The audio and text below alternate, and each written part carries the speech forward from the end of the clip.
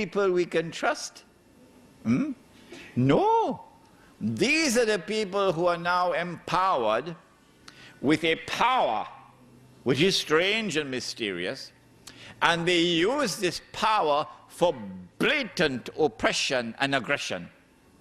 Are these the people you can do business with? They send their armies and they colonize the rest of the world.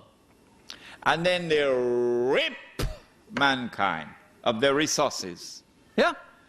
With the hearts of beasts. Yeah? If ever there was a European who didn't have the heart of a beast, he could never make it to the top. No. He will never become part of government. He will never be in charge of the armed forces. This decent man who has a human heart, he will never make it to the top. The European civilization is now taken over by people who now control it and who have the hearts of beasts. And I have recognized them in previous lectures. You're dealing with Gog and Magog now.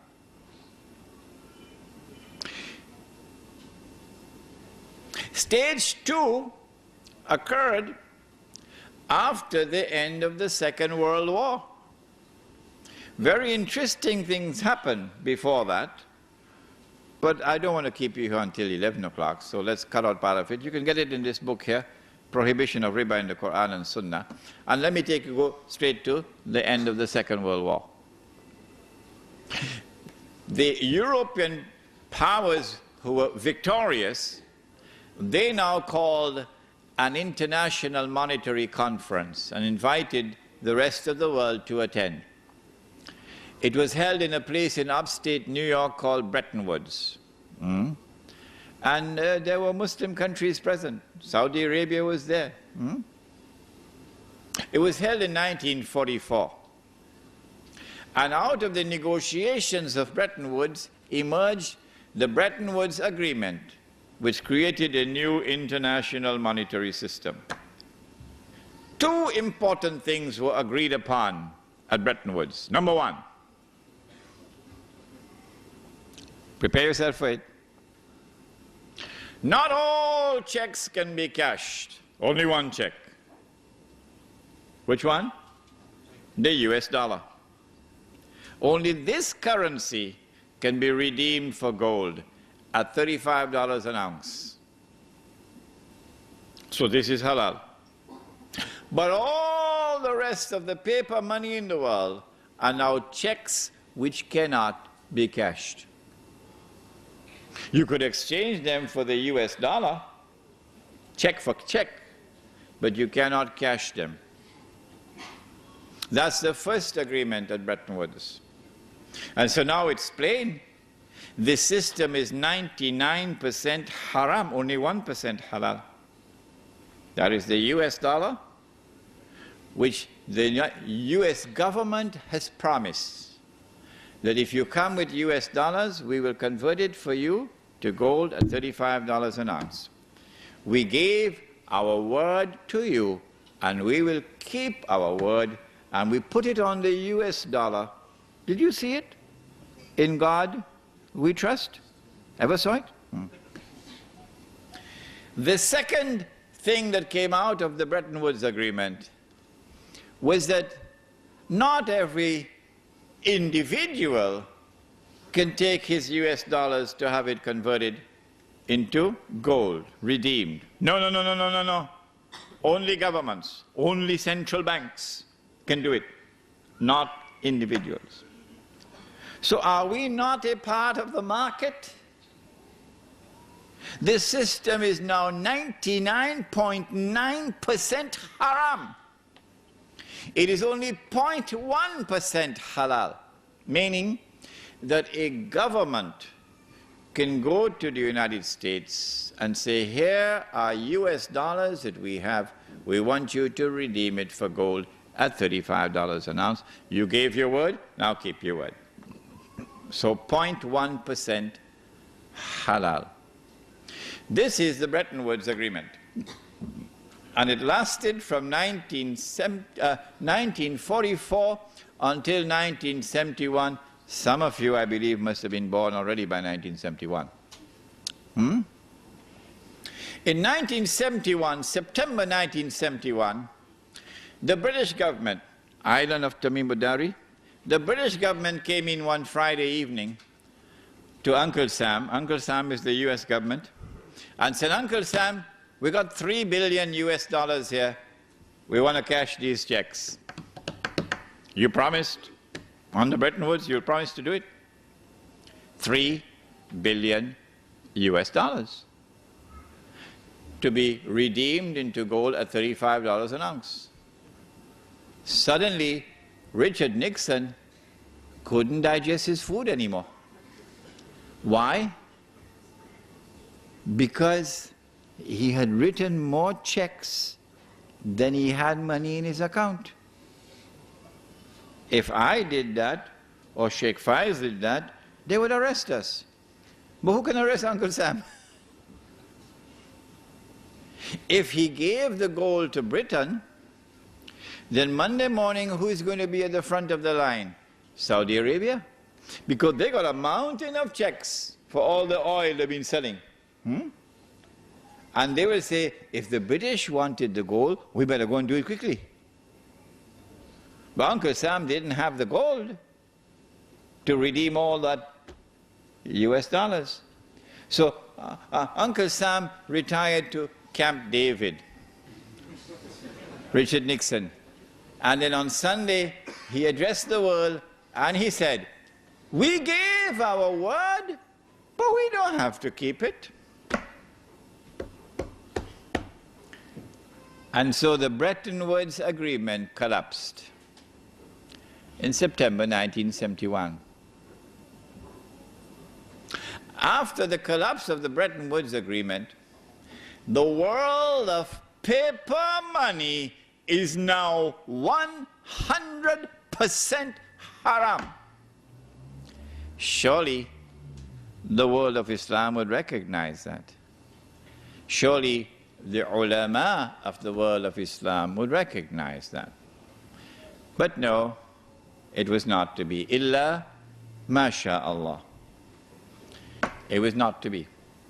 Between 1971 and 1973, an ominous thing was happening. From $35 to an ounce, it started to move to 36, 37, 38, 39, 40.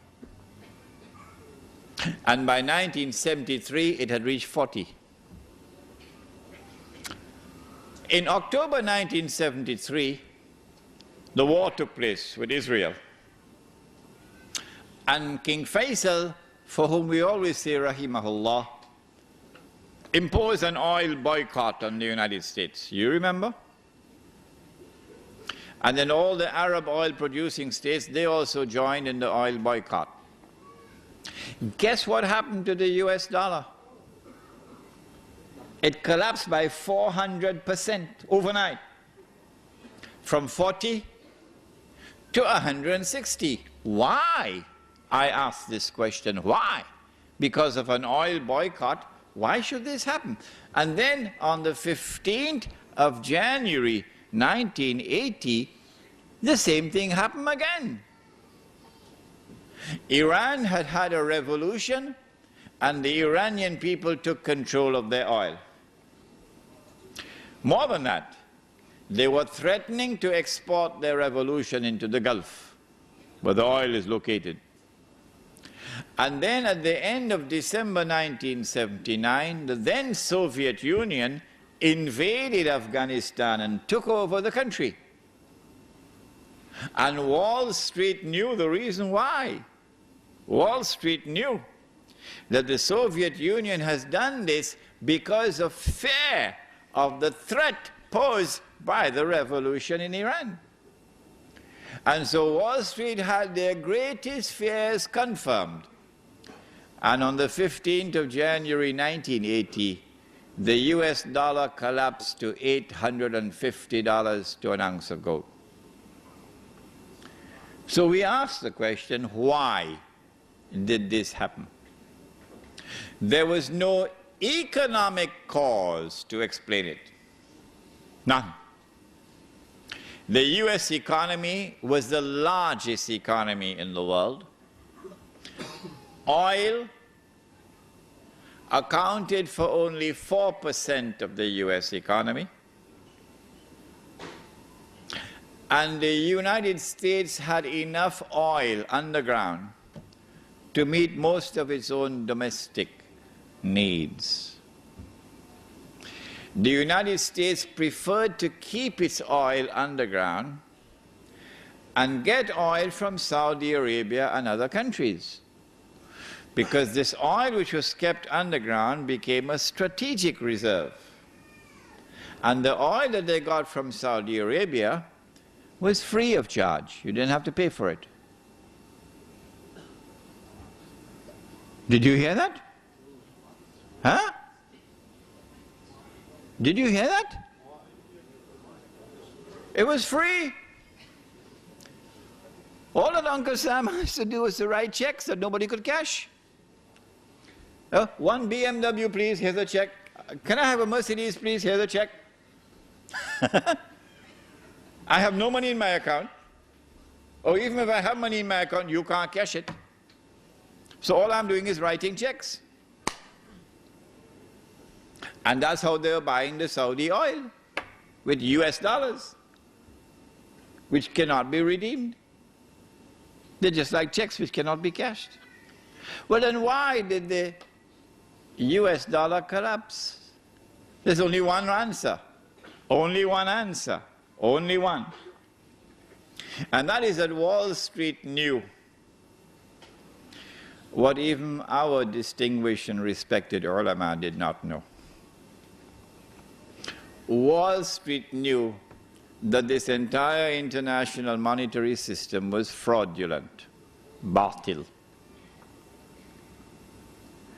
and that it will collapse one day. And they thought that that day had come. In 73 and again in 80. And so a Wall Street banker would not ask, would the international monetary system ever collapse? No, he wouldn't ask that question. What's the question he will ask? When would it collapse? That's what he would ask. Since 1980, something strange has been happening. And that is that there has not been any more collapses. The US dollar, in relationship to gold, has remained fairly stable for 22 years now. The price of the US dollar, the value of the US dollar in relation to gold, has been moving between, say, $250 and $400, up and down, okay? But no collapse. Why is this happening? The answer is, those who have constructed this system,